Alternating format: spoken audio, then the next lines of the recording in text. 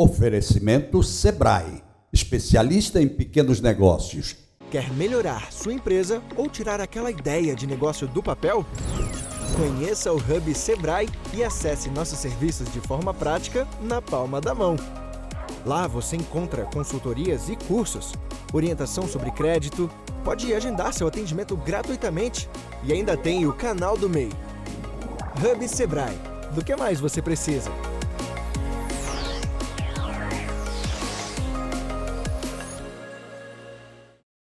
Quem compra do pequeno pensa grande. Quem compra do pequeno pensa grande. Sabe que vai ter retorno, vem em dobro, pode crer. Qualidade mais que certa. E pra cada loja aberta é emprego pro seu bairro que tem muito que crescer. Quem compra do pequeno pensa grande. Quem compra do pequeno pensa grande. Comprar da pequena empresa é pensar grande. O bairro cresce, a economia aquece e a cidade agradece. Sebrae, a força do empreendedor brasileiro. Alô, meus amigos, de mais um bate-papo com o Geraldo Câmara, onde no filé do Zezé, gente, você conhece logo, você vê logo pelo cenário, você sabe, você sente o cheiro gostoso da comida. E pro filé do Zezé, realmente, olha, é um programa. Então, tenta fazer esse programa assim, cada vez mais vezes, você vai vendo como é que tá ficando de primeira sem segunda. Já era, agora é primeira sem segunda, sem nada. Não tem pra ninguém. Então, filé do Zezé. Filé do Zezé, bate-papo, olha a combinação e bons convidados, aí é que a coisa funciona. Como, por exemplo, vou começar o programa de hoje com Jorge Moraes. Tá com saudade dele na televisão? Pois é, Jorge Moraes. Esse locutor esportivo, diretor do SESMAC, esse homem que sabe tudo de esporte. Tudo. Meu caro Jorge Moraes, é mentira ou é verdade? É verdade. É verdade. É verdade. Um abraço para você, Obrigado, Geraldo. Um abraço para todo mundo que está acompanhando o bate-papo aqui. E com um detalhe, participando mais uma vez do nosso programa, não é mais seu, programa de todo mundo e de seus convidados. Eu fico muito feliz de estar aqui novamente. Eu estive no programa, participei do programa antes da Copa do Mundo. Antes da Copa do Mundo. A Copa do Mundo foi 18, né? Foi agora, no ano passado. Foi ano passado. Foi, você veio antes. Eu vim para falar de Copa do Mundo, de expectativa que não deu certo. Não deu certo pra gente. Mais uma Copa que a gente perde. Mas aí a gente volta agora. Mas eu acho que sempre dá certo, você não acha, não? Porque a gente tira lições aí, quem sabe a próxima. O famoso quem sabe a próxima fica sempre nessa expectativa. Na próxima vai. Vamos torcer. Para que dê certo da próxima vez e a gente possa comemorar um título que a gente não comemora há 20 anos. 20 anos, exatamente. 20 anos do ano passado. 20 anos no ano passado. Foi 2002, a gente já está indo para 21 anos. A Copa é agora em 2024. Exatamente. Então eu espero que em 2024... Copa estranha essa, não é, Jorge? Uma Copa... Em 3 países. Como é que aumentou? Não são mais... Quantos participantes são agora? A CBF aumentou o número... A CBF não, a FIFA. A FIFA. Aumentou o número de seleções. Nós vamos ter 32 seleções distribuídas em 3 países. Estados Unidos, Canadá e México. Uma loucura. É uma loucura. Então, é a divisão por grupo e depois todo mundo se encontra num país só para fazer a decisão da Copa do Mundo. A decisão é no México, né? Porque se for, dá sorte pra gente. Inicialmente a decisão... Ela está sendo feita a divisão por grupos, e eu acho que a decisão vai ser no México. Perfeito. Me diga uma coisa, Jorge, qual é a análise que você faz hoje do futebol mundial? Quem é o futebol de hoje? O futebol mundial, ele hoje está nivelado. Antigamente a gente dizia assim, o grande vai ganhar sempre do pequeno. Isso. E nem sempre isso é verdade. A gente vê pelos resultados. De repente, você vê em Portugal, por exemplo, o Sporting e o Benfica e o Porto. São 3 principais clubes de Portugal. O menorzinho deles é o Sporting. Foi o campeão da última temporada. Então, nem sempre o melhor ganha. E por que isso está acontecendo? Pelo investimento, pela transformação do futebol num ambiente muito mais profissional. onde empresas estão se inserindo nesse contexto. E aqui no Brasil, por exemplo, a Sociedade Anônima do Futebol, que é a famosa SAF, está chegando exatamente para trazer investimentos. Por exemplo, no Bahia, o Ronaldo Fenômeno no Cruzeiro exatamente. E outras grandes equipes que estão contando com esses investimentos. Então, esse profissionalismo está transformando o pequeno num grande. O pequeno num grande, que pode ajudar bastante nesse nivelamento do futebol no mundo. É por aí que a gente vai ter que entender. Exatamente. Aí quando você começa a fazer esse comparativo, a gente dá um pulo de lá de cima de mundo para aqui.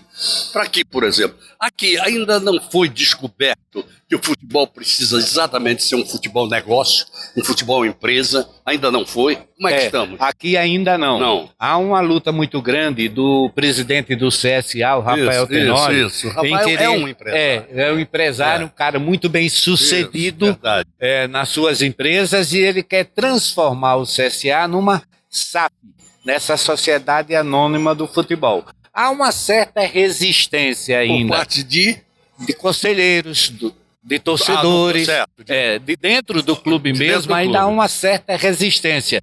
Mas eu acho que o caminho é esse, você não pode fugir disso. E a SAF não é só para quem está mal financeiramente. Ela é um bom negócio, pelo menos se coloca assim, para quem está mal financeiramente e para quem está bem. Se você está mal, você vai se capitalizar. Se você está bem, você vai melhorar o seu dinheiro. Você vai ter muito mais força financeiramente. E é esse o entendimento da SAF. Mas é isso que o torcedor alagoano, por exemplo, ele espera? Eu dei um pulo do mundo para Alagoas, depois a gente volta para o Brasil. Sim. É isso que ele espera? A boa parte da torcida entende que se você não perder a identidade do clube como clube de futebol, porque o torcedor é movido pelo coração, pela paixão. Então, a partir do momento que ele não tiver mais ingerência como torcedor naquele clube, termina acontecendo o quê? Termina ele não concordando com esse tipo de sociedade no futebol. Mas a sociedade é só para gerir o futebol. A gestão do clube, de um modo geral, fica sendo do clube, sem problema nenhum. Agora, o investimento maior é mais na parte do futebol, quando você traz o sócio para dentro do clube. No caso específico, já que você deu como exemplo o CSA, ele sofreu uma queda violentíssima, está na classe C. Qual é a sua análise disso? O CSA chegou muito rapidamente no topo do futebol brasileiro. 2016 foi Série B. 2017, Série C. 2018, Série B. 2019, Série A. Chegou no topo. Foi. Aí, resultado, não teve uma programação financeira adequada para se manter, que é uma competição difícil. Aí veio caindo. 2021, Série B. 2022, bateu na trave novamente Série B. E agora, em 2023, ele vai disputar a Série C. Exatamente. Porque é uma competição que você precisa ter fôlego financeiro, gestão de futebol e, acima de tudo, ter muito conhecimento para que não aconteça com o CSA, que em 2019 era a Série A e agora em 2023 é a Série C. Drama, né? Foi choque de gestão. Choque de gestão. E o presidente anterior, o Omar Coelho, não conseguiu unir.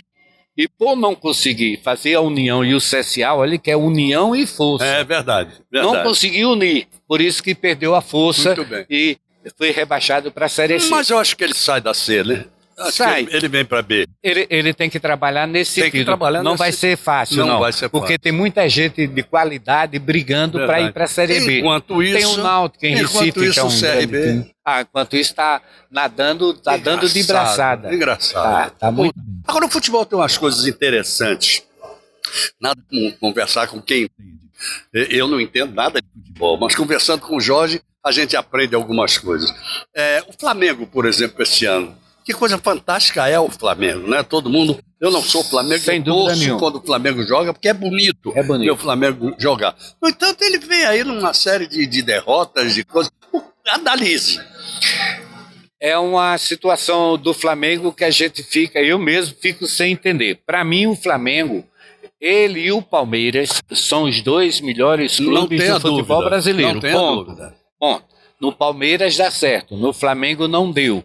Depois que mudou. E o problema do Flamengo, eu acho que é a gestão do futebol.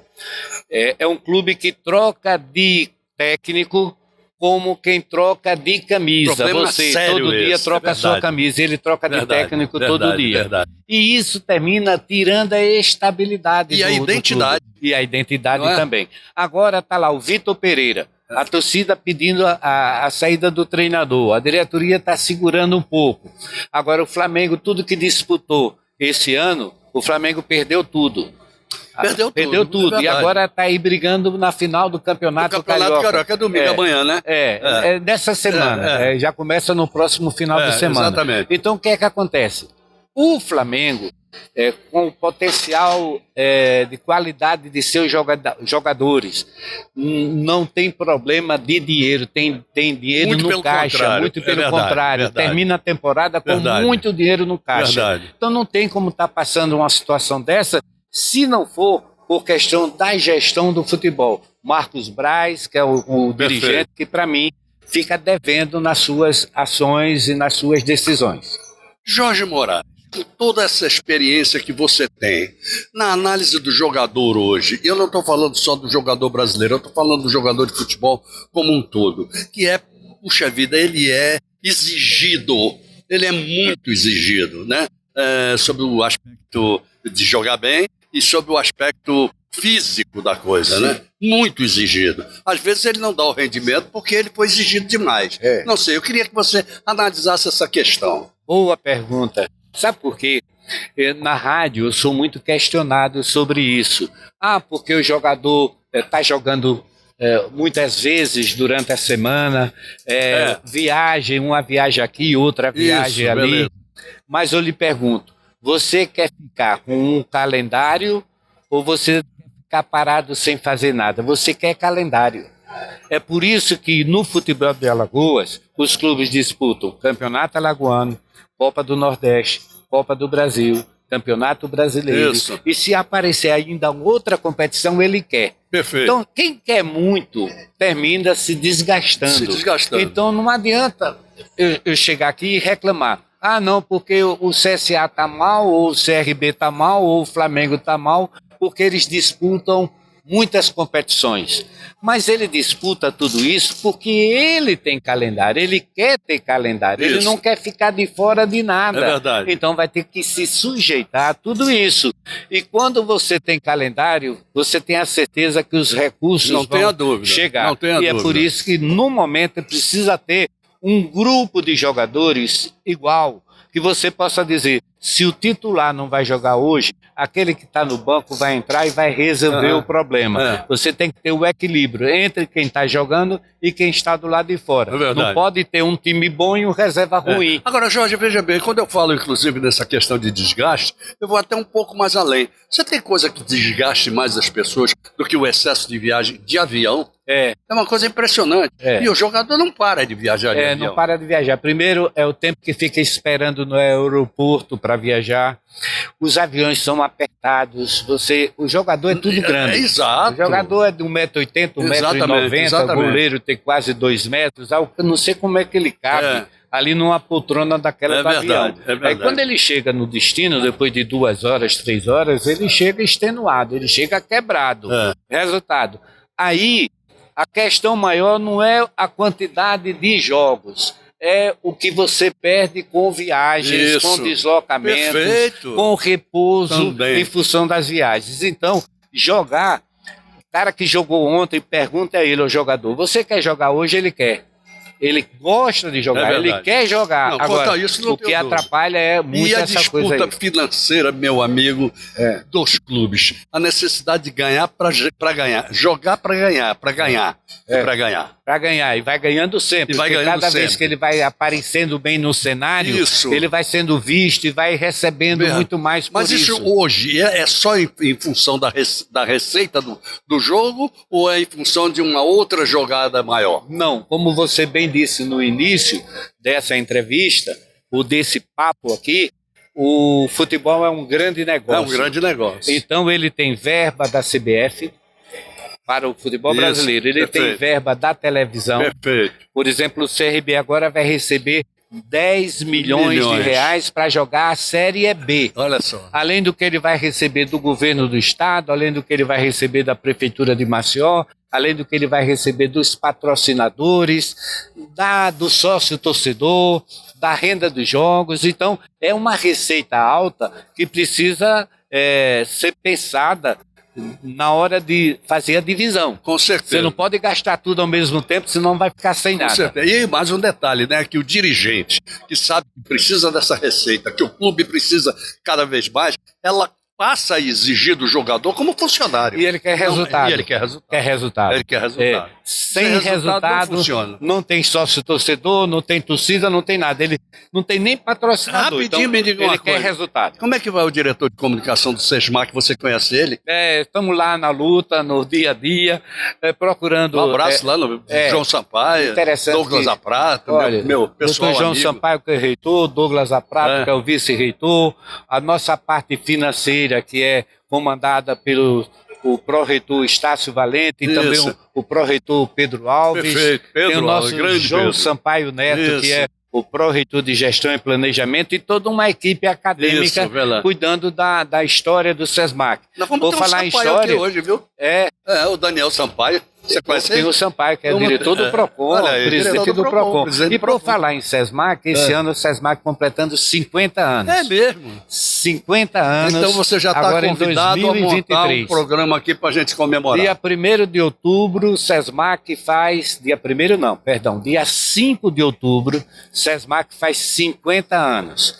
E durante todo esse ano, nós vamos ter uma programação mês a mês para chegar em outubro com um grande acontecimento. E vou trazer aqui no programa, os nossos dirigentes lá para conversar um pouco sobre essa história. Gazeta 98. Quem é que ouve Jorge Moraes a que horas? A partir de 17 horas, de segunda a sexta até as 19 horas, no Bola Quente. Todo dia a gente está lá jogando uma conversa boa sobre o esporte. Só, por favor, não jogue a bola que ela está quente. Jorge, Bola Quente, exatamente. Eu gosto tanto de conversar com você, até porque você me nutre de um assunto que não é o meu, que eu não conheço com profundidade, apesar de gostar e gostar muito. Então você realmente me nutre os nossos telespectadores. Vamos fazer uma série. Vamos fazer. Tá bom? Vamos fazer assim. Sempre que tiver um grande acontecimento, pode contar comigo. E você pode contar com o programa. E a gente sabe disso e vamos fazer uma linda parceria, como diria um grande amigo meu. Vamos fazer uma linda parceria. Tá certo, Jorge. Tá certo. Use e abuse da gente aqui, porque sempre será um prazer recebê-lo. Okay? Muito obrigado, Geraldo, e já estou me colocando à disposição para uma nova oportunidade. Você sabe que conta, e estaremos sempre pensando no melhor para o bate-papo. Ok, muito obrigado mesmo. Bom, vocês gostaram, né? Claro que sim. Quem não gosta dos papos do Jorge? É isso aí, futebol tá na veia, rapaz, é um negócio sério. Vamos até os nossos comerciais, lembrando sempre de quem? Do nosso Sebrae, aquele Sebrae maravilhoso que você sabe que vive aí em função do empreendedor fazendo crescer esse país. Vamos lá e voltamos já. Quer melhorar sua empresa ou tirar aquela ideia de negócio do papel? Conheça o Hub Sebrae e acesse nossos serviços de forma prática na palma da mão. Lá você encontra consultorias e cursos, orientação sobre crédito, pode agendar seu atendimento gratuitamente e ainda tem o canal do MEI. Hub Sebrae. Do que mais você precisa?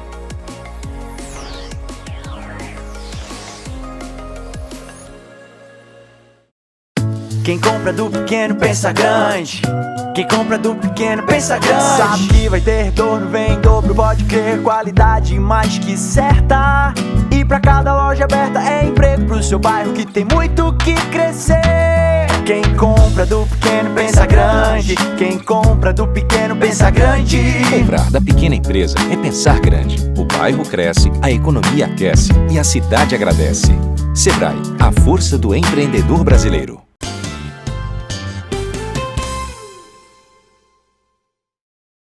Muito bem, gente, voltamos ao nosso bate-papo com o Geraldo Câmara de hoje. Aí você vai dizer assim, o seu convidado eu já conheço, já vi algumas vezes aqui, eu sei que você conhece não só do bate-papo, mas você conhece mesmo para valer, né? Porque Otávio Lessa, ex-presidente do Tribunal de Contas, vice-presidente atual do Tribunal de Contas, há anos conversando com ele, há anos trazendo ao bate-papo. Claro que você conhece, mas você não conhece o Otávio Lessa que eu vou apresentar hoje, porque não é o mesmo Otávio Lessa. Eu não vou falar de Tribunal de Contas, por exemplo, não vou falar. Por quê? Porque nós vamos ter assunto aqui adoidado. Ele agora é grão-mestre da maçonaria em Alagoas, tá? Então, veja que já vem diferente. Comandante, como vai? Geraldo, boa tarde, né? Tudo bem? Tudo bem, graças a Deus. Hoje, realmente, o assunto hoje vai ser Não é? bem diferente do que a gente está acostumado a falar e discutir todos os dias. E com um detalhe, é que ninguém toca muito nesse assunto. É meio tabu. É exatamente esse tabu, né, que foi criado com relação à maçonaria, e às vezes não, a grande parte da sociedade ainda com a imagem distorcida do que seja maçonaria. Maçonaria Isso. é religião, não é religião. Não, maçonaria não é religião. Maçonaria, pelo contrário. Primeiro, para a pessoa entrar, ela tem que ter uma indicação já de um maçom. E segundo, você precisa ter alguma religião. Qualquer uma. Sim, evidente. Você tem que acreditar no Deus, né? Claro. Mas então, eu queria voltar um pouquinho aqui. Vamos definir exatamente, para o leigo, o que é maçonaria. É Olha, uma entidade, é uma instituição, o que é? eu acho que ela agrega tudo isso. A finalidade maior da maçonaria, aí onde me empolga, é que ela, na verdade, só quer fazer e faz ação social. Perfeito. Então, essa é uma entidade, é isso, é uma religião, é instituição. Eu não sei. Uma somatória? É uma somatória disso aí. E a gente vê cada dia mais agregando pessoas que passam a conhecer maçonaria. Vamos dizer assim, aquela curiosidade e a coisa de dizer, mas tem muito segredo, e por que mulher não entra, naquilo. É simplesmente o seguinte, não existe esses segredos. Os segredos são as ritualísticas que existem da maçonaria há mais de 400 anos. Isso, né? Perfeito. E isso aí talvez seja a coisa que mais engrandece. Porque ela quando você faz uma indicação para uma pessoa ser maçom, ela passa a ter a curiosidade e para conhecer, ela tem que participar. Certo. Você tem os níveis de evolução. E você tem os níveis dentro da própria maçonaria. Você tem a loja maçônica, que nós chamamos oficina ou loja. Nós temos os graus filosóficos, que tem uma delegacia em Alagoas, onde ela pratica isso já como um grande estudo dos maçons. Uma delegacia. Chamamos delegacia para que a gente possa ter o entendimento e a filosofia. Né? Perfeito. É a delegacia litúrgica. Perfeito. Para que as pessoas que já estão dentro da maçonaria possam ter conhecimento e se aprofundar nos estudos de tudo. Muito bem. Da simbologia, o que é que representa isso, o que é que representa aquilo, e dentro de um grau que vai até o grau 33, de 1 a 33, que é esse o grau filosófico que nós chamamos. Bom, aí foi ótimo você falar nisso, porque as pessoas sabem que existe grau 33. Qual é a diferença? Como é que se chega lá? Onde começa? Qual é o grau inicial? O que acontece nessa evolução para ser grau 33? Olha, dentro da maçonaria, essa instituição pela delegacia filosófica litúrgica, que é exatamente o estudo aprofundado da maçonaria como um todo, né? Você passa a conhecer tudo que é de simbologia, tudo que aconteceu na parte de estudos, os fatos históricos, e a gente vai se aprofundando exatamente da liturgia da própria maçonaria. Perfeito. Essa é a parte. E a gente, dentro das lojas, a gente tem aqui em Alagoas 25 lojas espalhadas no estado, onde ela vai pegar a pessoa que está iniciando as lojas. A grafonaria, quando a liturgia, quando a pessoa já está dentro, já é mestre, maçom, e ele começa a estudar, se aprofundar mais, né? E a gente entra na maçonaria através de uma indicação numa loja e nós somos chamados de aprendizes. Perfeito. Porque a maçonaria, ela... É um eterno aprendizado. Exatamente. A maior... tem vários aspectos filosóficos, mas esse do eterno aprendiz, todos nós levamos para a nossa vida pessoal. É verdade. Você pode ter a idade que tiver, cada dia você aprende uma coisa nova. Não tenha dúvida. Então você chama, quando entra aquele que a gente chama de obreiro entrando dentro de uma loja, que foi indicado, tem a sua iniciação. O primeiro nome é obreiro. Ele passa a ser um obreiro da loja. Na hora em que ele entra na loja. Na hora ele passa a ser um obreiro. Muito bom. Entendeu? Aí ele passa a sua iniciação. Né? Muito bem. Aí depois que ele entra, que ele é o aprendiz, um determinado tempo de estudo, de trabalhos que eles vão realizar, vão colocar dentro de loja. Aí a gente passa a grau de companheiro. Certo. É um grau acima para que exatamente ele vai ter o aprendizado dentro do tempo necessário.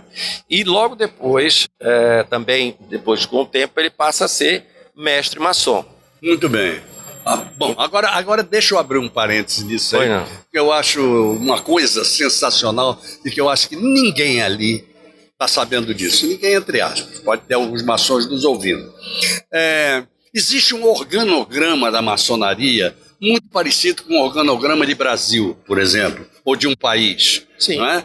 Então, eu queria que você explicasse isso tintim por tintim, porque é muito interessante. A maçonaria ela é fascinante também nesse aspecto.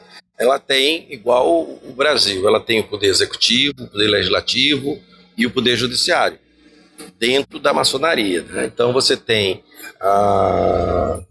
o poder judiciário, legislativo e executivo estadual e você tem o federal. Igualzinho ao Brasil. Igualzinho. Nós temos Constituição, nós temos leis que tem que ser seguido. A gente tem o Tribunal de Justiça, nós temos o Tribunal Eleitoral para as eleições, entende? A gente tem a Assembleia Nacional, hoje compõe mais ou menos 1.200 deputados no Brasil. Deputados, eles são chamados de deputados. Deputados estaduais e tem deputados federais. Você é deputado federal.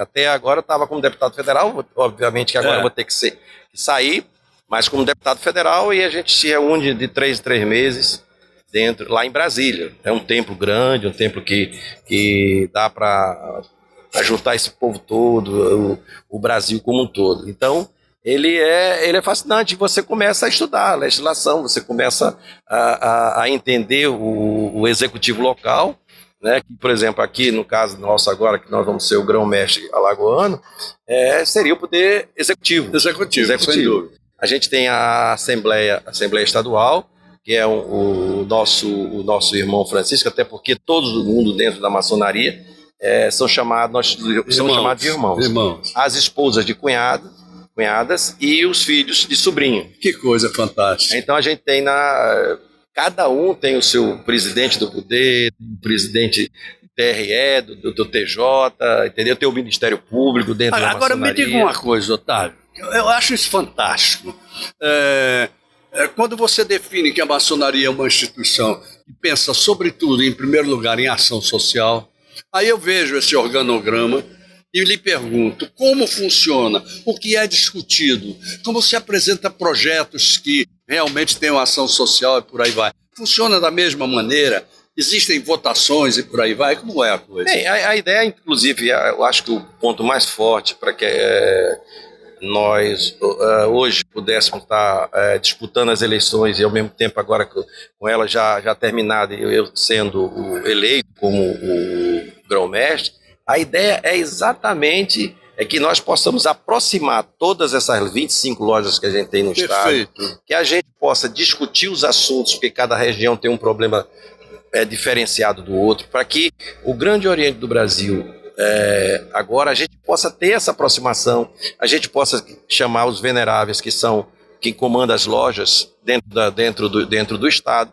que a gente possa entender as suas necessidades, que a gente possa ter uma divulgação de conhecimentos e de pessoas que são maçons e que precisa cada vez mais a gente trazer pessoas que a gente pode chamar assim, hoje no mais moderno, né? Aquelas pessoas do bem, que você teria, vamos dizer assim, a certeza que indicando ele para a maçonaria, estaria indicando a pessoa certa que pudesse compor esse quadro de obreiros que a gente tem, que a gente pudesse aumentar ele cada vez mais e que a gente saia dos muros, vamos dizer assim, não só ficar na ritualística dentro das lojas, mas que a gente possa fazer ação social efetiva junto dos municípios, junto do Estado, ou seja, ter uma atitude que a sociedade comece a entender a maçonaria como essa grande instituição que eu posso te afirmar hoje que dentro do país ela tem uma coisa muito difícil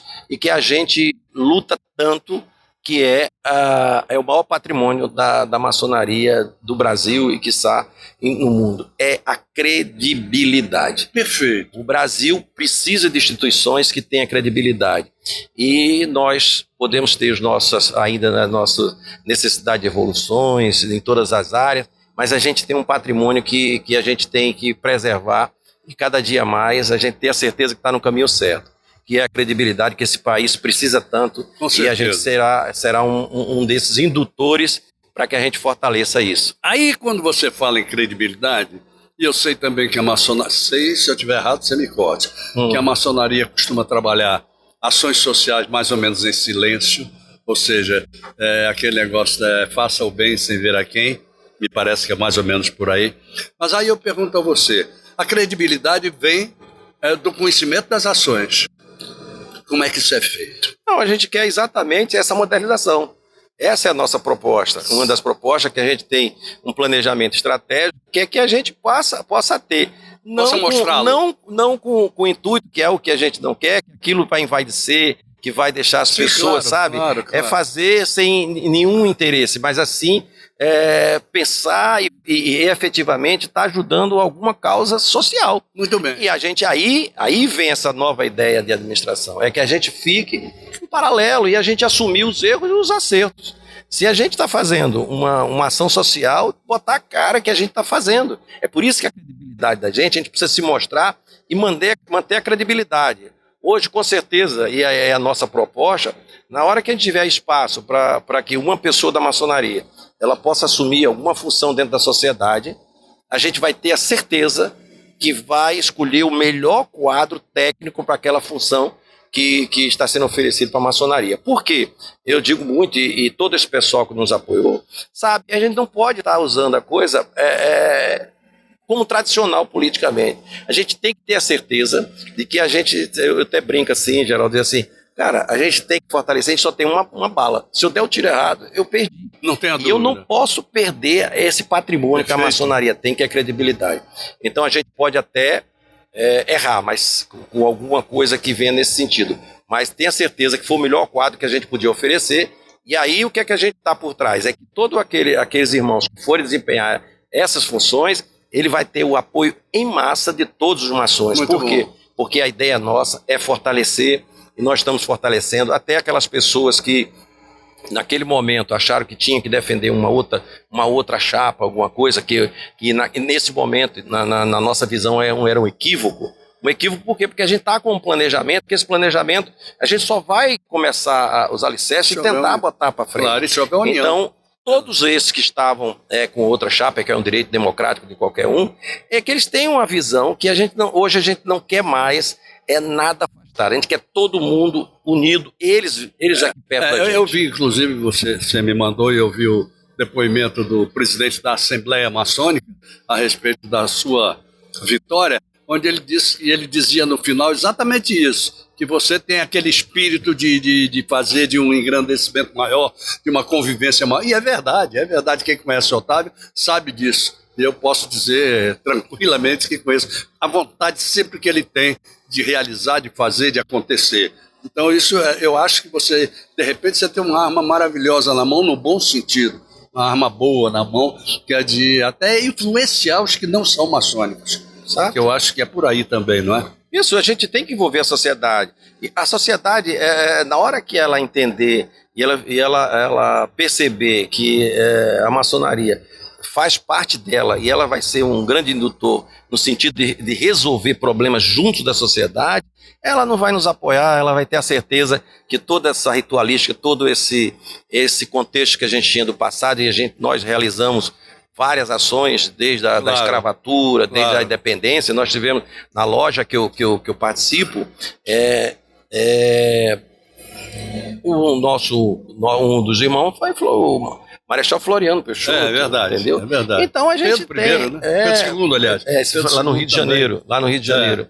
Então eu acho que ela vai começar a entender, e o que a gente precisa, e a gente tem certeza que esse é nosso propósito, nosso projeto, é de fazer acontecer, sabe? A gente tem que ter a ritualística, tem que ter a filosofia, mas nós precisamos, na verdade, que a maçonaria tenha reconhecimento por tudo aquilo que ela está realizando. Esse é o projeto. Voltando no passado só um pouquinho, que eu me lembro, eu menino ainda, papai era maçom, inclusive, e eu me lembro que a identificação do maçom era muito, muito difícil. As pessoas não sabiam como identificar. E maçom? O que é maçom? Era um negócio muito estranho, né? Hoje eu acho que é o contrário. O maçom precisa dizer eu sou. Né? Ele precisa estar junto da sociedade para dizer eu sou. Eu acho, olha, eu tenho certeza, desde que eu era venerável de loja, que vamos dizer, essa coisa do passado, ela evoluiu muito. Isso. Pelo contrário, ela hoje é como você diz, a pessoa pensa, não, eu sou maçom, claro, e tal. E tem o prazer de quando tem um amigo que possa indicar, convide ele virar para a loja, com certeza vai nos ajudar bastante. O grão-mestre seria o governador do estado? Sim, mais ou menos, exatamente, da maçonaria. Bom, eu não preciso dizer que eu desejo ao grão-mestre São 4 anos? 4 anos eu desejo assim uma administração profícua e mais ainda, não sei se é possível, se pode, mas se for possível, determinadas ações que você vai alcançando poderão ser ditas publicamente? Não, elas vão ser ditas, então, porque ela vai mostrar para a sociedade o que a maçonaria realiza e pode realizar, mas exatamente com essa vontade de resolver, de ajudar. Então, vamos combinar uma coisa desde já. Você já sabe que tem espaço garantido aqui, mas independente disso, você vai colocando pessoas que você acha que julga interessante falarem de determinados projetos daqui para frente. O que você acha? Com certeza, já tem 2 pessoas que você pode convidar, José Alfredo Machado e o Francisco de Arapiraca, que é o presidente da Assembleia Legislativa Estadual. Perfeito. São 2 pessoas que têm uma experiência muito grande, vai contribuir e vai nos informar, dar informação à sociedade, talvez até com mais profundidade, com mais conhecimentos, vamos dizer assim, da própria ritualística, das coisas maçons. Agora eu vou lhe perguntar uma coisa nesse finalzinho, agradecendo a você já por ter vindo. Você não está se sentindo estranho aqui, falando de outro assunto que não seja o Tribunal de Contas, aqui no bate-papo?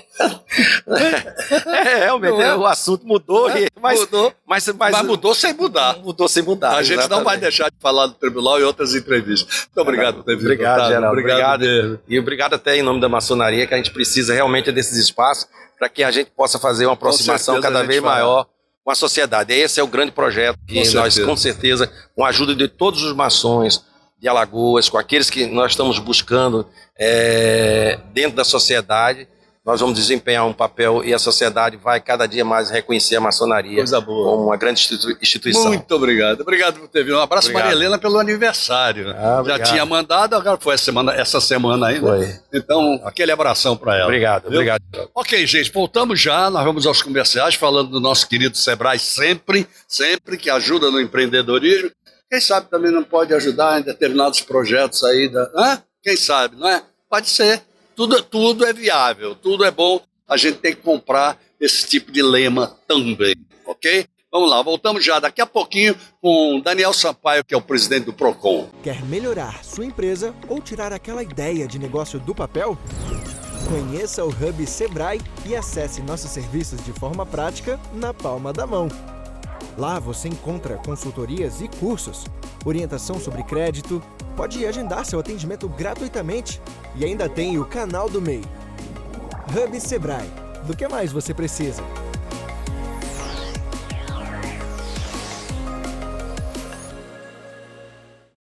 Hashtag Pegue Junto com o Amor 21. Pegue junto com a Clarinha, com a família da Lili e mais 200 famílias. Pegue junto na promoção de inclusão, saúde e direitos de pessoas com síndrome de Down. Pegue junto com o Amor 21. Pix 22 597 093 0001 16. Sua ajuda é muito importante para Amor 21 continuar de portas abertas. Hashtag Pegue Junto Amor 21. Quem compra do pequeno pensa grande. Quem compra do pequeno pensa grande. Sabe que vai ter retorno, vem em dobro, pode crer. Qualidade mais que certa. E pra cada loja aberta é emprego pro seu bairro que tem muito que crescer. Quem compra do pequeno pensa grande. Quem compra do pequeno pensa grande. Comprar da pequena empresa é pensar grande. O bairro cresce, a economia aquece e a cidade agradece. Sebrae, a força do empreendedor brasileiro.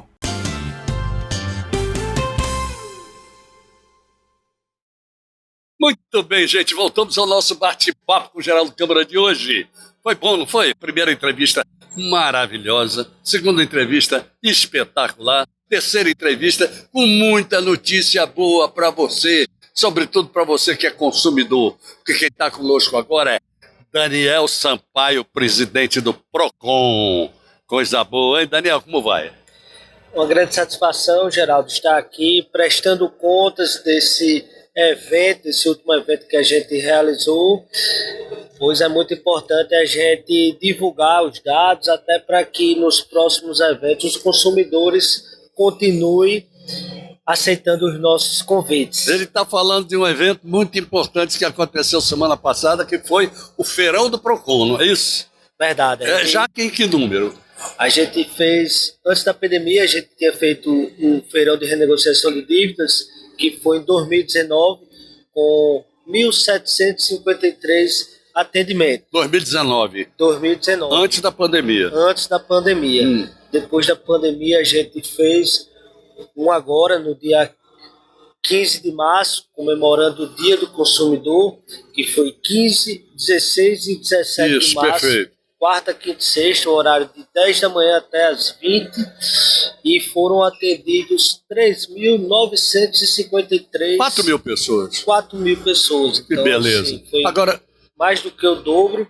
Várias pessoas acabaram saindo do cadastro de inadimplentes. Isso é muito importante, porque além de voltar a ter crédito, eles voltaram a ter dignidade. Então, ações como essa é muito importante, pois a gente viu os consumidores saírem bastante satisfeitos com os seus acordos firmados. Inclusive, a gente recebeu uma determinação do governo para descentralizar esses feirões. Então, a gente vai fazer também no interior do estado. Agora, no caso, por exemplo, desse onde vieram 4 mil pessoas, veio gente do interior para cá? Veio também, várias pessoas vieram do interior também. Então, a gente vê a necessidade de descentralizar esse tipo de serviço. Então, esse primeiro foi na capital, mas agora a gente já está com um projeto para a cada 3 meses, ou no máximo até 4 meses, a gente poder fazer também no interior. Me diga uma coisa, você tem um número de inadimplência hoje dentro do estado? Olha, número exato...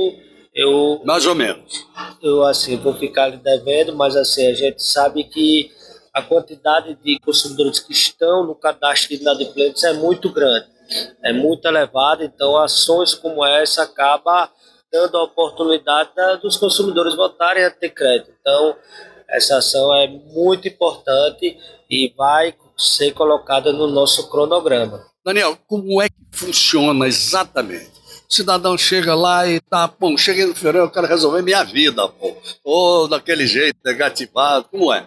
Um dos requisitos é a empresa passar facilidades. A empresa com a qual ele está negativado. Exatamente. É passar algumas facilidades, condições diferenciadas para dar oportunidade do consumidor adimplir aquela conta. Para você ter uma noção, Geraldo, e a todos que nos acompanham, tem pessoas que ficam aguardando o feirão, porque normalmente não consegue boas condições. Então, tem que Mas ter... no feirão consegue. No feirão consegue. Então, Mas porque vocês negociaram antes. exatamente. É isso? É requisito para participar, inclusive em cada estande de cada empresa a gente coloca uma quantidade de funcionários do PROCON para de fato verificar se aquelas condições estão sendo cumpridas. Exatamente, porque com os funcionários das empresas, não é isso? Exatamente. Bom, agora me conta uma coisa, você faz um cadastro dessas empresas antes, como é feito isso? Você pede a adesão, ou elas já aderem normalmente, como é feito? Então, a gente faz uma busca, né, para ver a quantidade de empresas em que os consumidores estão mais negativados, em que eles possuem mais dívidas, para aí sim a gente poder fazer os convites. Então, assim, a gente faz um convite, é tudo por e-mail, depois a gente marca uma reunião presencial e a gente passa as condições, como eu falei, tentar oferecer condições diferenciadas. E nos casos em que uma empresa não concorda com aqueles requisitos, com aquelas condições, aí não participa, porque aí não vale a pena a gente fazer esse convite para o consumidor se não for benéfico para ele. Com certeza, tem que ter uma vantagem nisso. Pois é. Bom, então vamos lá. Dá para você mais ou menos dizer quais são os tipos de vantagem? Então, a maioria das empresas tira juros, tira multas, muitas das vezes diminui muito o valor. No último dia, teve uma pessoa que estava com a dívida junto à Equatorial de 65 mil. E aí a gente conseguiu diminuir para 15, ou seja, com um desconto de aproximadamente 50 mil. E 50 mil eram mais de multa? Muitas multas, juros, encargos, assim, meu Deus, valores que a pessoa jamais iria conseguir. Teve um que eu até postei em minha rede social, que a pessoa estava devendo 18 mil, foi para um banco, se não me falha a memória, foi no Banco Itaú, estava devendo 18 mil e fez um acordo de R$180. Então, assim, são condições diferenciadas. Não, mas por que acontece essa diferença tão grande? Descer de 18 mil reais para 180 reais? Então, isso tudo eram encargos? Então, muitas das vezes são encargos e muitas das vezes a empresa percebe que não vai receber aquele crédito. Então, como existe essa oportunidade, eles acabam conseguindo autorização para poder fechar acordos diferenciados, que isso acaba sendo muito bom para o consumidor, que fica com seu nome limpo, claro. Ele volta a ter crédito na praça, volta a ter dignidade, isso impulsiona a economia, mas é bom também para a empresa. Não tenha dúvida, não tenha dúvida. Tem vários valores que já estavam perdidos. Verdade. Ô Daniel, me diga uma coisa, em quanto tempo o cidadão que acabou de fazer um acordo, ele vê o seu nome positivado?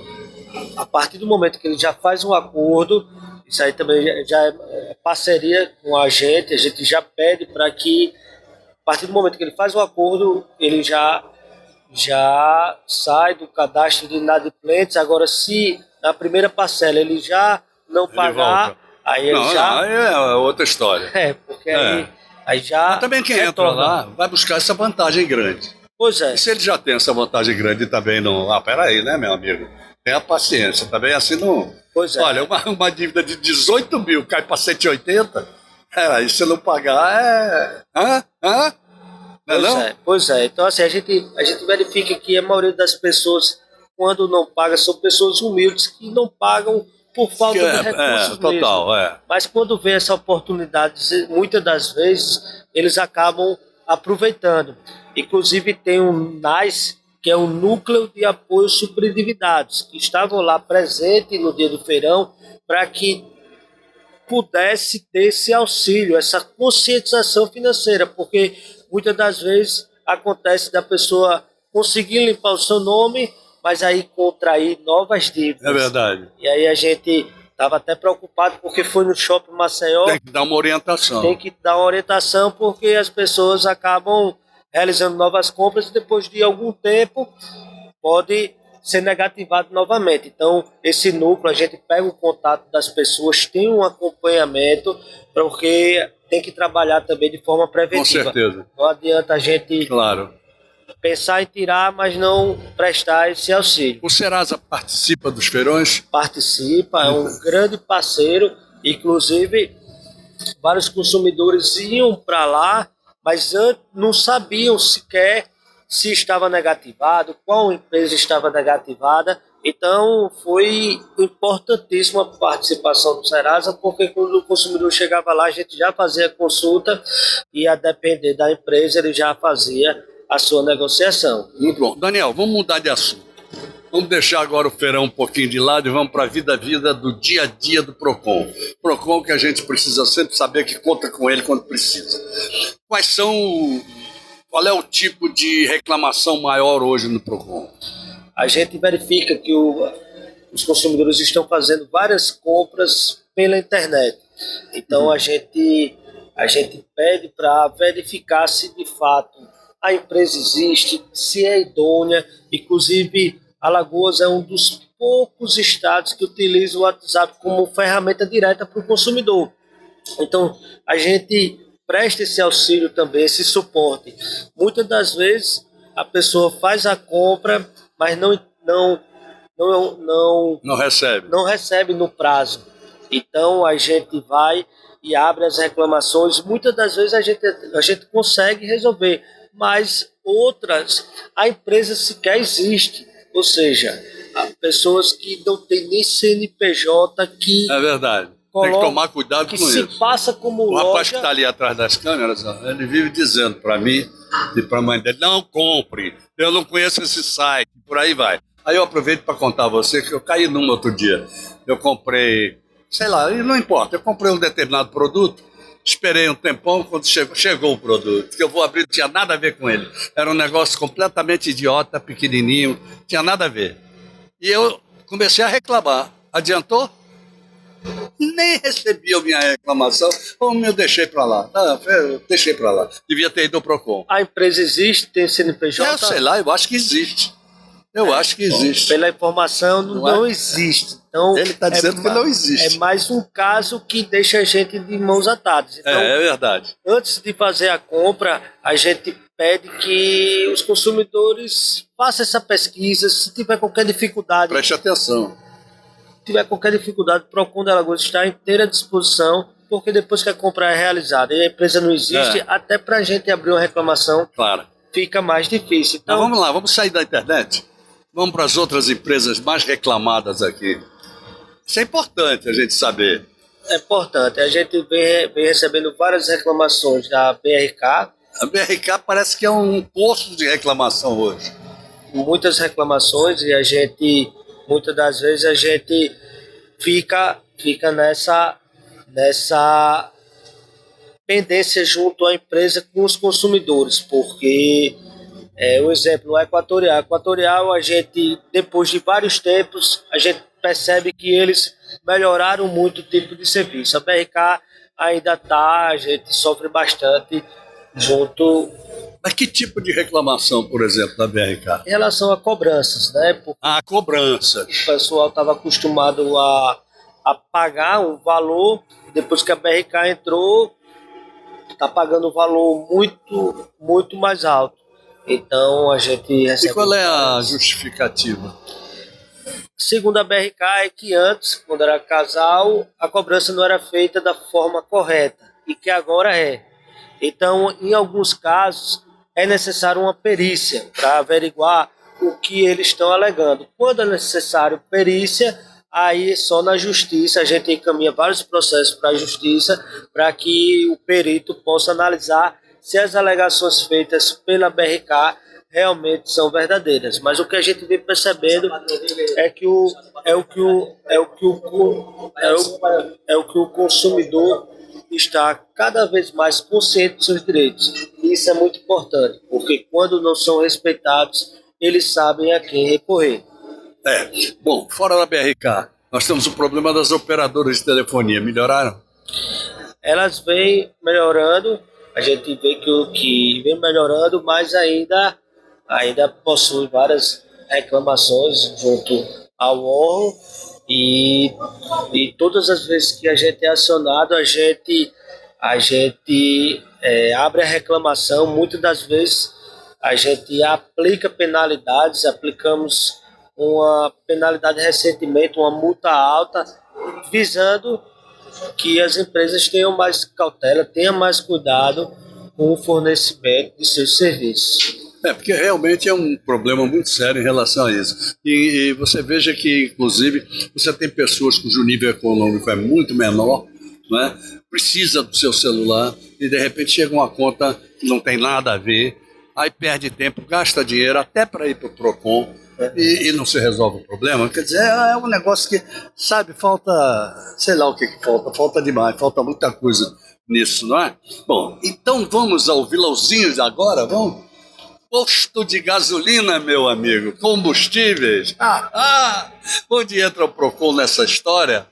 A gente vem recebendo, né, várias denúncias, porque quando os aumentos são anunciados, vários postos de gasolina sequer aguarda comprar já com os aumentos, já com todos os encargos, e já acaba passando para o consumidor valores muito altos. Então a gente já está fazendo algumas fiscalizações, estamos em andamento. Posteriormente a gente vai passar para os consumidores todo um relatório de tudo que está sendo feito. A gente, como sempre digo, é muito importante essa interação do consumidor com o PROCON, porque não tem como a gente estar em todos os locais. Não, sem dúvida. Mas você veja, por exemplo, agora, a questão do ICMS baixou bastante naquela época e tal, tudo bem. Agora ele subiu. Você vê uma discrepância entre postos. Não é possível. Por que há essa discrepância? Tem posto que está 5,35, tem posto que está com 5,70. Quer dizer, dentro da mesma cidade. Pois é, a gente sempre solicita as últimas notas fiscais para saber o valor que o dono do posto está adquirindo os combustíveis, mas muitas das vezes eles alegam questão de funcionários, questão de energia, dentre outros fatores. Então, a gente, pelo princípio da razoabilidade, a gente verifica tudo isso, mas leva para o setor da decisão, que é o setor da decisão vai analisar caso a caso. Agora, me diga uma coisa, os postos costumam dizer o seguinte, aliás, a lei diz que os postos têm liberdade de praticar o preço que ele quer, entre aspas, né? Na verdade, o que a gente espera? Que voltou a questão do imposto, então a partir daquilo, o imposto subiu em 0,34, não é isso? Se subisse 0,34, seria o razoável ou correto? Pois é, o correto seria que fosse dessa maneira. Inclusive, a gente pede para os consumidores continuarem denunciando os casos que não estão corretos. Então, a nossa equipe está à inteira disposição e vamos sim proibir todos os abusos. Chega a interditar, mas só nos casos gritantes. Então, assim, nesse período a gente ainda não interditou nenhum posto. A maioria das vezes a gente faz um auto de constatação, dando um prazo para o pessoal se regularizar. Você gostaria de acrescentar alguma coisa a esse papo que tivemos aqui? Queremos só agradecer a oportunidade, dizer que é uma grande satisfação estar aqui prestando contas. Para mim também. E nos colocando à disposição. Para mim também, você sabe disso. Viu? Muito obrigado. Leve meu abraço àquele avô que você tem. Como é mesmo o nome dele? Ali no Sesmac, como é o nome dele? João Sampaio, grande João Sampaio. Leve meu abraço a ele e a todos os que fazem o PROCON. Agora, acompanha comigo um vídeo que vem do Sebrae, da Poliana Belotti, que é uma das analistas do Sebrae. Vamos lá, Poliana. Hoje o Sebrae Alagoas tem disponível um novo projeto do AgroNordeste Alagoas, uma segunda etapa. Nós temos como soluções as consultorias técnicas, as missões, as palestras, as oficinas, convênios e tudo aquilo que contempla o desenvolvimento para o empreendedorismo no campo para todos os empreendedores rurais da agricultura familiar da região semiárida do nosso estado. Nós contemplamos hoje a apicultura, avicultura, fruticultura, horticultura e caprino de leite. Para participar do projeto AgroNordeste, você precisa ter DAP ou CAF, ser produtor rural dos segmentos de avicultura, apicultura, caprino de leite, fruticultura, horticultura, estar no território da região semiárida do nosso estado. Todas essas capacitações estão no formato gratuito. Nós temos limitação de público para adesão. Se você gostou e quer participar do nosso projeto, você entra em contato com o Sebrae através das nossas redes sociais ou do nosso 0800 570 0800. Tá vendo? Sebrae é Sebrae, né? Muito obrigado por ter vindo, Daniel. Obrigado mesmo. Agradeço. E a vocês aí também, com os meus agradecimentos. Até o próximo sábado, se Deus quiser. Ele mandou dizer que quer. Então o encontro está marcado. Até lá, gente. Oferecimento Sebrae, especialista em pequenos negócios.